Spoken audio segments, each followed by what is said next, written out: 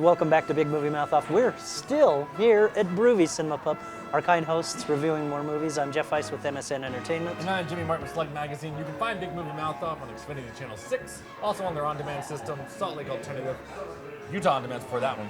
But Big Movie Mouth Off, right there for you. All that fun stuff. Movies young and old, from theatrical to Blu-ray to DVD. Maybe Laserdisc if you still have that, but you shouldn't.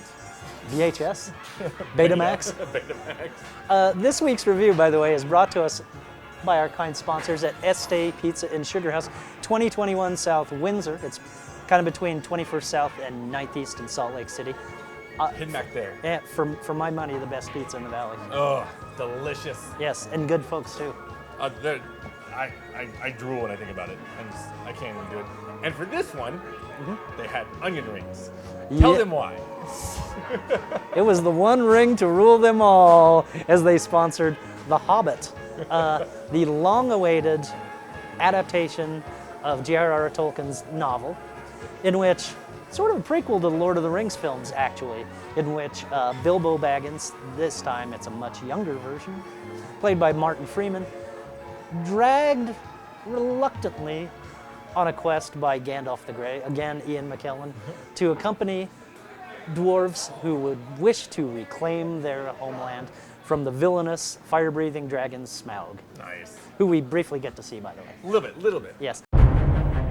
Far to the east, over ranges and rivers, lies a single solitary peak.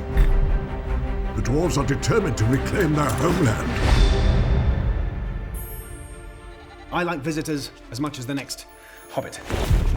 But I do like to know them before they come. Visiting. Mr. Baggins? At your service.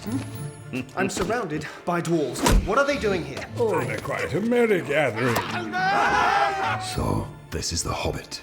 You asked me to find the 14th member of this company, and I have chosen Mr. Baggins. Me? No. Hobbits can pass unseen by most if they choose, which gives us a distinct advantage. We will seize this chance to take back Erebor! Here, Mr. Bilbo, where are you off to? I'm going on an adventure! Mithrandir, why the halfling? Why Bilbo Baggins? Perhaps it is because I'm afraid. And it gives me courage. So this is your purpose, to enter the mountain? What of it? There are some who would not deem it wise. A dark part has found a way back into the world. Why don't we have a game of riddles? And if it loses, what then? Well, if it loses precious, then we eat it. If Baggins loses, we eat it whole. Fair enough. And by the way, this film is the first of 3 parts. Calm down, everybody. To The Hobbit. Well. Everybody says, I don't want a trilogy. After this, you might. There were some concerns as to what would happen, how he could stretch out one book that was slenderer than even one of the volumes of Lord of the Rings into 3 films. I'll tell you how. Yeah. Sort of start your movie like the Bourne Supremacy. It's true. Which it means 30 or 40 minutes of reconciling and making sure you understand that this takes place in the Lord of the Rings universe. Which means this film gets off to a slow start. And you say slow start. I actually enjoyed it. I did enjoy the start because, and what we're kind of mentioning without little spoilers here and there, we start with Bilbo old, and then we kind of get a little Elijah Wood running around as Frodo. So you do get this Lord of the Rings-esque into it. I enjoyed it.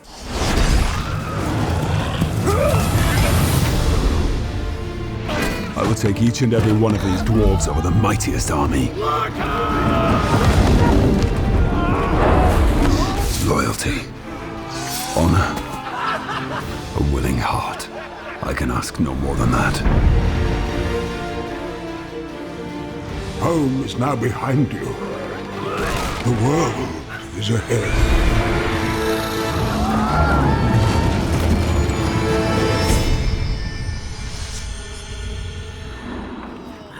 Well, that could have been worse. I know true fans of the books are going to lose their minds and be like, he's not in the book, he's not in it. Well, as a cinematic universe, I kind of treat it to like the Marvel universe. It's kind of crossing over and having fun. So for that kind of aspect of it, I liked it. I really did. I thought it was kind of fun, linking them all together. But I don't think it's as bad as the Bourne Oh, Legacy, no. Because I didn't say Frodo Baggins 40 times in the first, or Legolas, or, all the other ones. No. But this one, yes, it does take a little time for them to get on that adventure, but I still enjoyed it. And I'll say this, though. The film's gorgeous. I mean, if you thought Lord of the Rings and the wide-scale vision that Peter Jackson had for that one, oh, my God. It's so much on a grander scale. And this is because also we've got, 10 years down the road. So technology is definitely in his favor on that side of it. Especially when it comes to motion capture characters. Because, spoiler alert, Schmeagol never looked so good. What is it, precious? What is it? My name is Bilbo Baggins.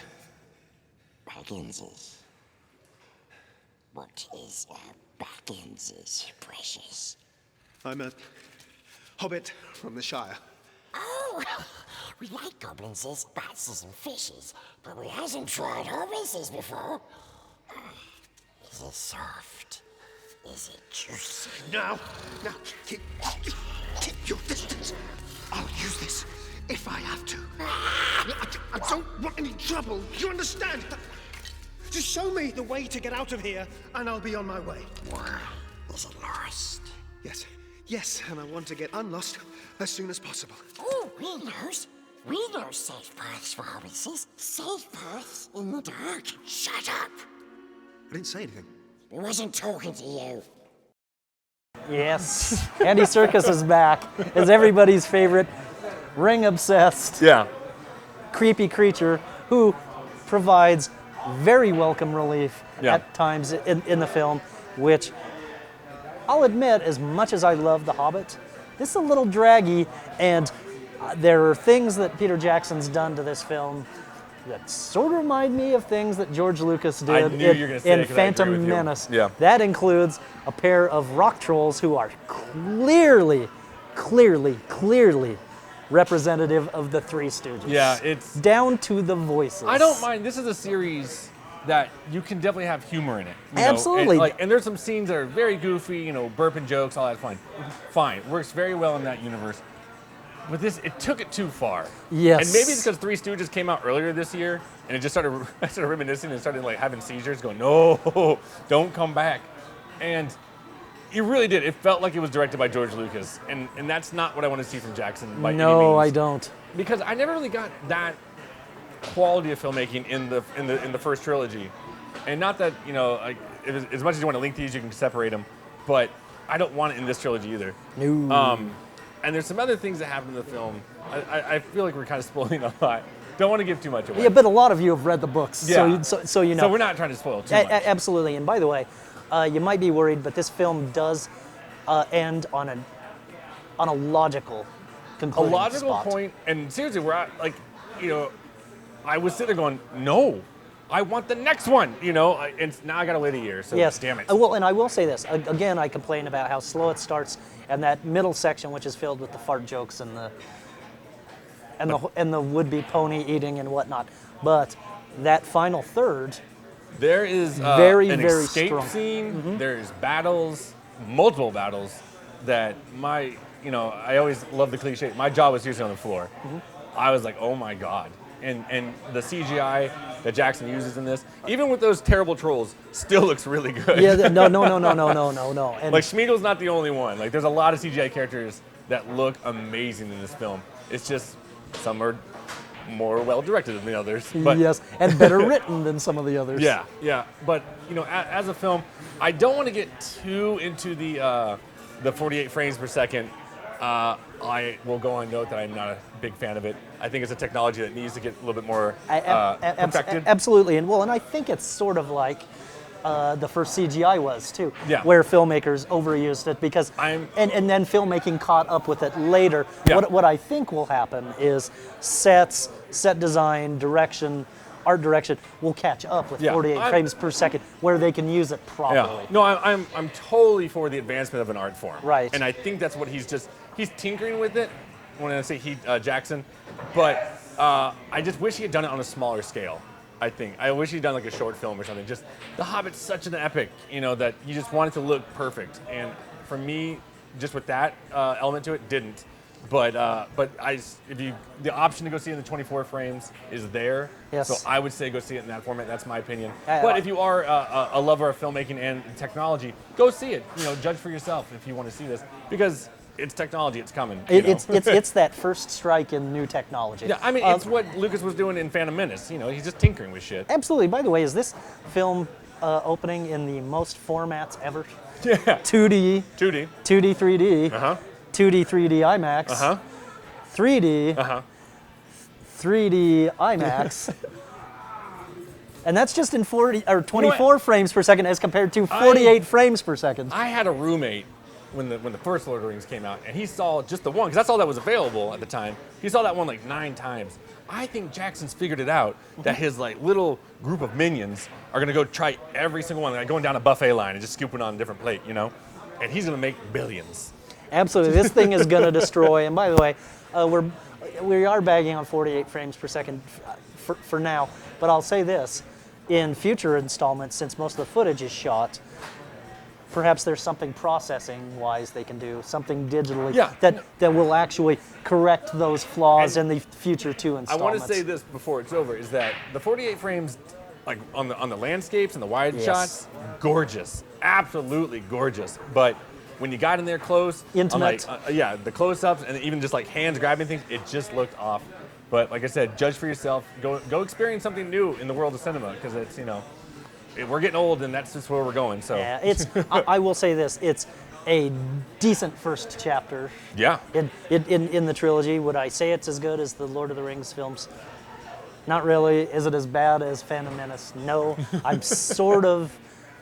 I hate to say it, I'm in 2.5-star territory. Wow, really? Yes. Oh wow, I wasn't thinking that. I was thinking I'm thinking 3.5. I think I kind of want to, I'm trying to really put the 48 aside and just look at the film as itself. I'm giving it like 3.5. I enjoyed it. I think the performances were fun. Seeing Ian McKellen back as Gandalf is just a blast. Absolutely. And so I just had a great time with it. And by the way, let me just say kudos to Peter Jackson for casting perfectly his young Bilbo Baggins, Martin Freeman, he was, you couldn't get better than that. Yes, and especially when you get to see his performance compared. We do get Ian Holm playing the older version of Bilbo Baggins, and they look and sound like it's they creepy. could be the same character. It's like the Joseph Gordon-Levitt and the Bruce Willis and Looper, and got even in Josh Brolin and Tommy Lee Jones in Men in Black 3. This is a good year of people impersonating other people. I know, that would. So wow! If only they gave awards for that. I'm really shocked by your 2.5. I didn't think you were going that low, but 2.5 from Vice and 3.5 from me. And like I said, check it out in any format you want, because I think you'll enjoy it no matter what. Mm-hmm. And yeah, it's still worth watching. It's just, again, maybe the first decent chapter. By the way, also check out our sponsors at Estate Pizza and Sugar House. Yeah, and if they still have the onion rings, it's the one ring to rule them all. Mm-hmm. So, all right. Well, that's going to do it for us at Big Movie Mouth Off today. And we'll be back reviewing more films. It's getting to be the holiday season, so they're going to start flying out at you really quick. And we'll see you next time.